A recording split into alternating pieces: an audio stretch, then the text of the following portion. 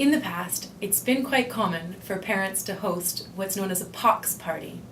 If you haven't heard of this, it's where a child that has chicken pox comes to a party and they're exposed and interact with a bunch of children that actually haven't been exposed to chicken pox yet, in the hopes that their children will actually get chicken pox and thus be immune from it from there on.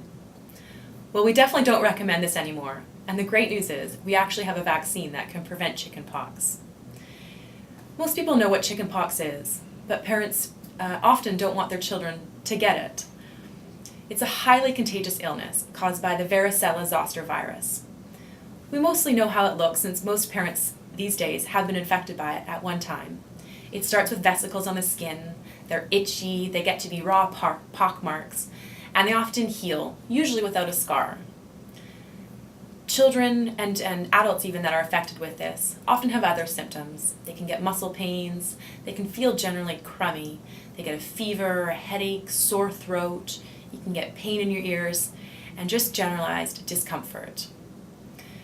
Very serious risk with chickenpox is for pregnant women who haven't been immunized or haven't actually had the disease or gone to a so-called pox party.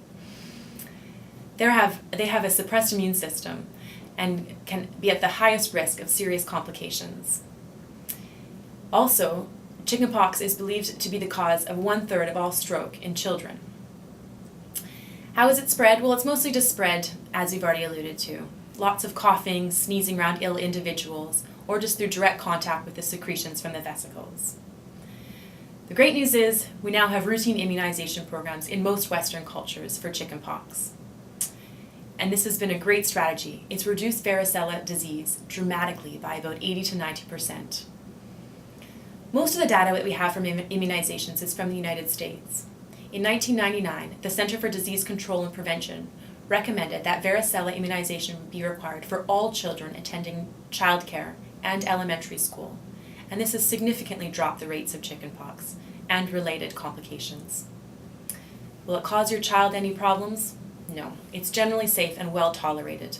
The most common adverse event is just some pain at the actual site that they got the injection. So, in summary, we recommend the chickenpox vaccine for all children with about 2 doses, the first being at about 1 year of age and the second being 3 months after this or longer.